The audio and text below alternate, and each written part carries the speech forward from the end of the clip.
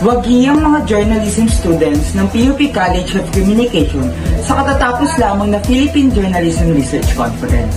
Iuwi ng isang team mula sa BAGT UAND ang unang pwesto ng Investigative Journalism category. Inimbestigahan nila ang panganib sa kalusugan ng mga empleyado na nagtatrabaho sa retail stores na madalas ay nai-expose sa mga kemikal na nagmumula sa thermal receipts o resibo. Masaya, hindi makapaniwala si Irene sa pagkapanalo ng kanilang investigative journal entry. Yun, kita naman sa live na nag-iiyakan na yung mga kaklase.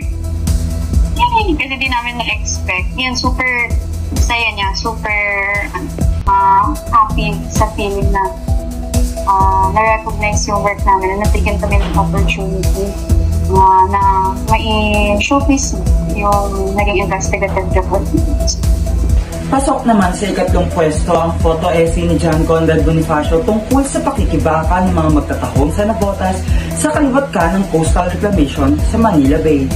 Sobrang saya naman ang naramdaman ni John Conrad hindi lamang para sa kanyang sarili, kundi para sa kapwa niya PUP-yan na lumahok sa PJRC ngayong taon.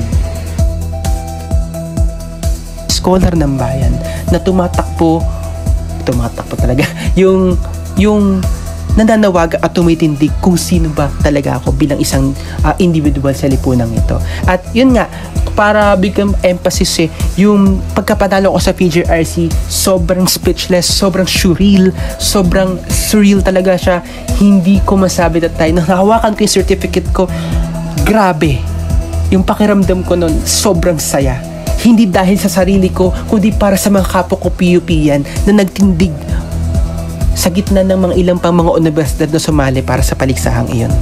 Nakatanggap ang PJRC ngayong taon ng humigit 200 entries mula sa 41 higher education institutions mula Luzon, Visayas at Mindanao.